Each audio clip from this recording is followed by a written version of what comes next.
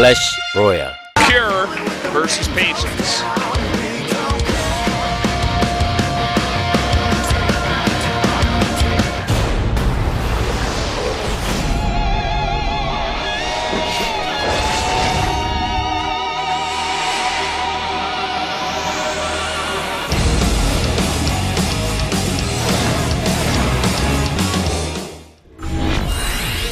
Here we are on King Sedum Station. Down in the bottom right in the red, losing that last one. It is Patience from the Afrika Freaks. And up to the top left in blue, it is his opponent, Cure. Winning that base trade, just making all the right choices and frankly getting a bit lucky. But he played it better and wins as a result. Yeah, I would love to pick the brain of both of those players in that kind of situation because we can always theorize, you know, what was going through their heads at certain points, and if they do get to the winner's interview, as you know, either of these players could, but maybe Kira is going to be the one who gets there. Maybe they could ask him a question about that and be like, what were you thinking in that base trade? What was going on exactly? Because definitely part of the reason why StarCraft is beautiful because you have random games like that, right, where they just go absolutely insane, and you've only been in this situation like 3 times, and you get to see which player is, you know, just better at that kind of situation. Yeah, usually the kind of player who's better at that situation is the player who ladders more, because the more games you grind out, the more times it's just going to inevitably happen to you.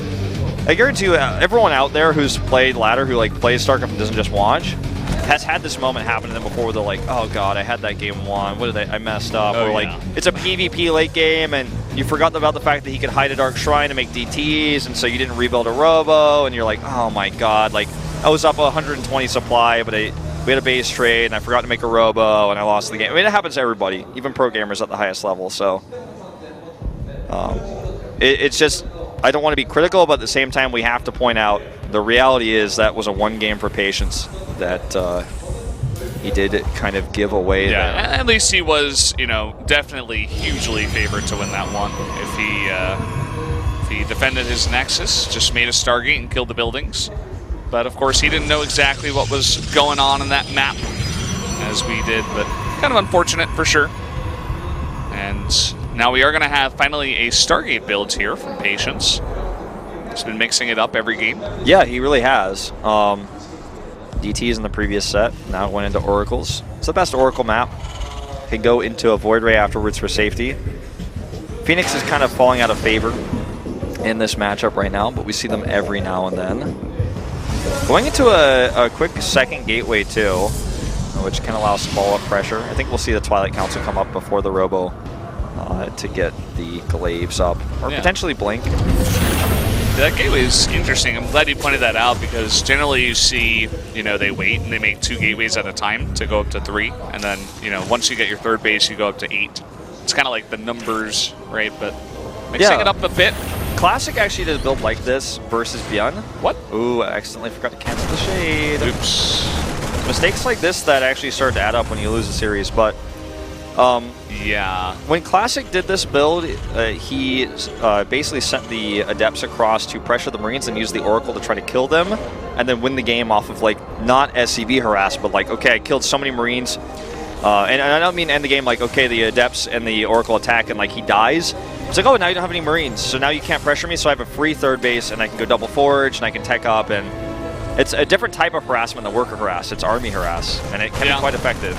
And it's kind of sad that he lost that first Adept, because an Oracle and 3 Adepts would be quite nice against that number of Marines. Maybe they wouldn't win, but they could take a good trade.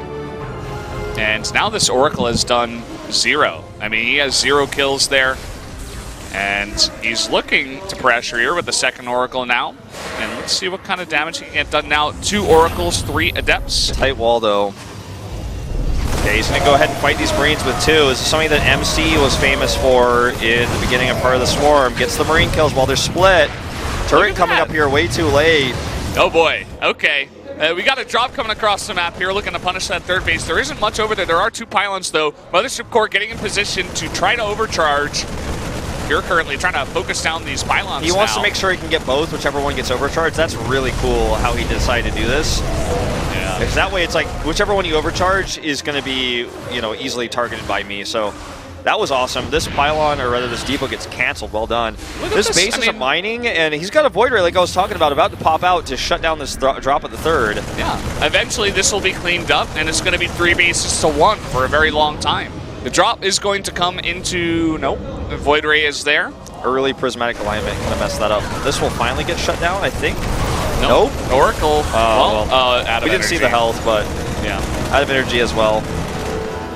Either way, he did a ton of damage, and now that he's got a third base this far ahead, Kira really struggling to find some kind of drop harass, but now with the second Void Ray on the way even, and so many flying units flying around, and with that third base, Patience in a great spot. He's looking great today. Starting to wonder, well, the gateway attack is going to be the follow-up here for Patience. Starting to wonder with Stim if Kira could have put on a little bit more direct pressure with Fault, but again, it's the issue that he lost so many Marines. Just like the game with Classic and Beyond in Group C. Scouts the Liberators knows where they're going to be, so that Void Rays can shut them down if they ever thought that attacking was going to be a good idea. And this drop is finding so much damage. This drop is literally keeping Kira in the game. He's done so much with it. Even with 2 Void Rays out, it's like... Well, there you go. The focus down, but the boost will get the medevac out with 30 health. Can you check for me? Is that the third Void Ray? I think it is. I think he made 3. He's making 3 voids. 2. Yeah, but I mean the third one's coming up. So yeah, it's going to be 3 in total. This is a new age Void Rail, and I love it. Oh, he's trying to find this medevac now out on the map. The Marines are going to pop out here, but you know who did this too? Was SOS. It wasn't the exact same situation, right? But he did go into a heavy number of Void Rays just in his unit composition against Terran. Yep. It's becoming more popular. It really deals with the Liberators. If you have enough ground army units to deal with the bio, the Void Rays just prismatic align and kill Liberators so quickly. Look at how many Stalkers he's got. He's got 0. He doesn't need Stalkers if he's going for this. He gets the Twilight Council, gets Resonating Glaives, and +1 with the Forge, and he has so many Adepts on the ground, and you know, he's got Sentries, some Immortals in there if he wants to mix that in, but generally the Void Rays are going to be doing so much damage with the Adepts that it's a really cool new unit composition, and it really worked out for SOS. I feel like Patience is really... He's so indecisive. I like this idea. Okay, I attack with 3 Void Rays and the 5 gateways I added and a bunch of Stalkers or Adepts. But now he's looks like he's gearing up to push, but he's also getting a Forge and a Twilight Council, and he might add a 4th base. I'm like, you got to kind of pick one. I think you can't do everything. He needs the Resonating Glaives first, I think, before he commits to this. I don't really want to see him out on the map right now. He does see where this army is. It looks like he's very confident to take it, or at least he wants to push Kira back yeah, this is what I'm talking about. I'm like, well, you can't actually do double upgrades, but also push out. He's going to try for it, though. Void Rays do Prismatic Align here. So many Marines. Is this enough Protoss on the ground? Look at how fast the Liberators get focused down, but it's not going to matter. He loses what else is on the ground and all the Void Rays at the same time, and definitely a move out of folly. What's the idea here? What's the plan here?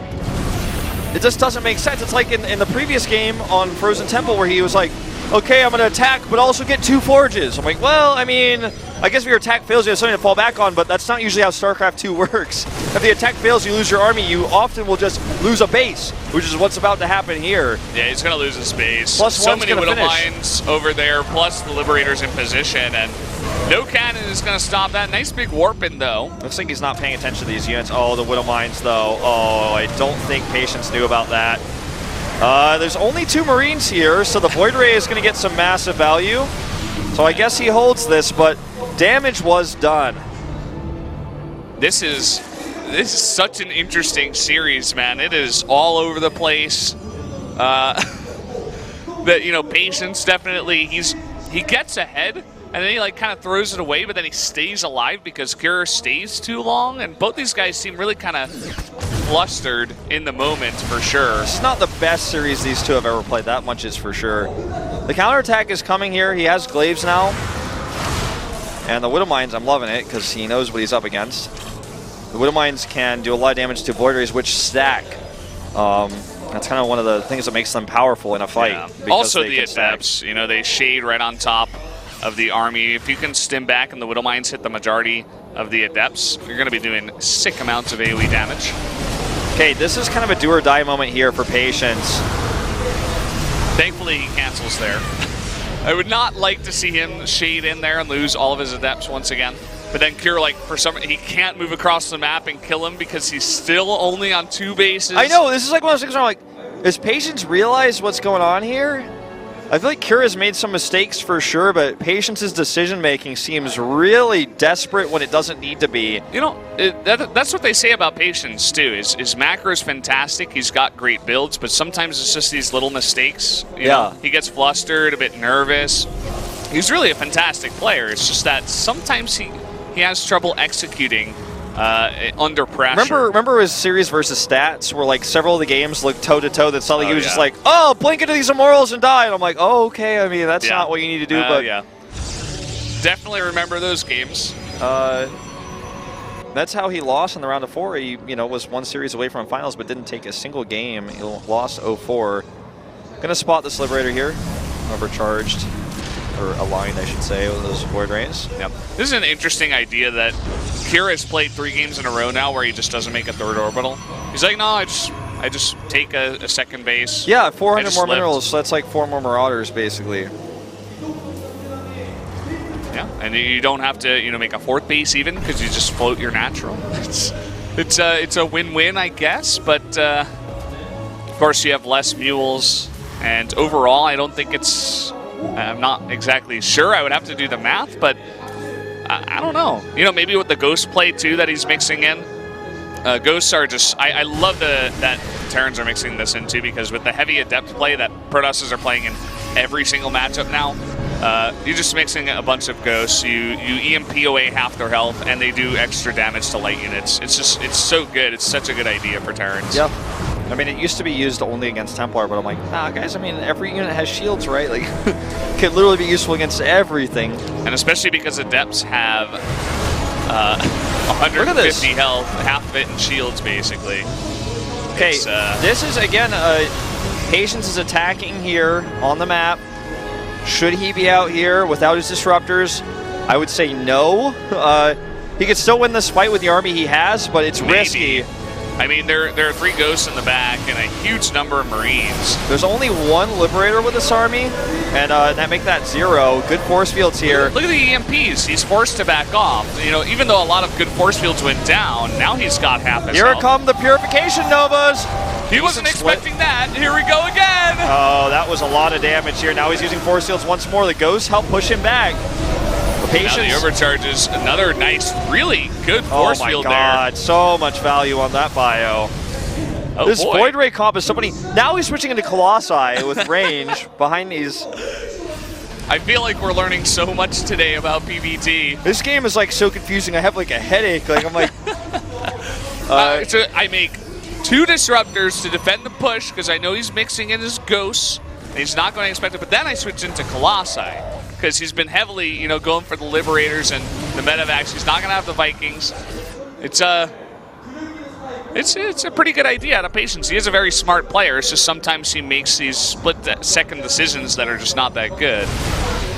Yeah, I mean, split-second force fields he made there, though, on the other hand, were quite good. Oh, yeah. Oh, this army is getting chased. Oh, not microing those shades. Get him over there.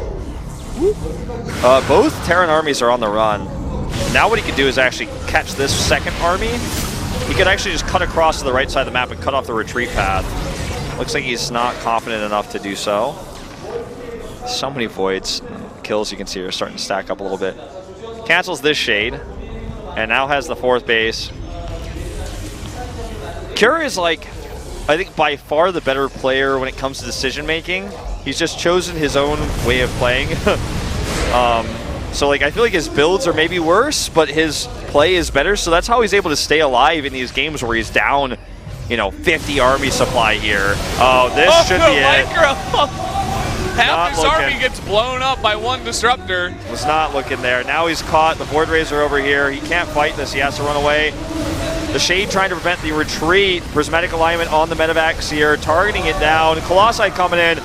Looks like Cure's not going to be able to base trade his way out of this one. Unfortunately not, as he lifts up the meager remains of his army and boosts away. GG, Patience! He takes the 2-1 over Cure, the upset win in the series. Very impressive win there. Cure, on the other hand, I mean, probably practicing more for TVT. We saw some weird builds there. I wonder if Patience will be able to survive this group, having to play potentially 2 more PVTs, or if he's going to be figured out. He's already shown several builds. How many more does he have? Maybe if he just calms down a bit and doesn't make any of those crazy split-second decisions where he's like, no, I think I can win, I'm going to attack, and then he just dies. If he could stop doing that and just play, he's playing really well, actually, you know, that aside. But I don't know, we'll have to see. Cure, I don't know, man. I think you're right that he definitely is preparing a lot more for the TVT, especially with TY in his group. He was probably expecting, oh, Patience, easy. You know, I got this one build my young showed me. I practiced it like 10 games, and it kind of worked out. Let me use that, and then I'll focus most of my practice on TVT. I think that's kind of what's going on. But we'll have to see how he does in the TVT. Facing against TY potentially in the rematch. If TY doesn't get straight out of the group, it's going to be really scary. But it looks like we're going to take a commercial break, guys, before we go into the second best of 3. So stay tuned. We'll be right back. They told me I should probably adopt one. I don't know, shoot, what's a ghost to a shotgun?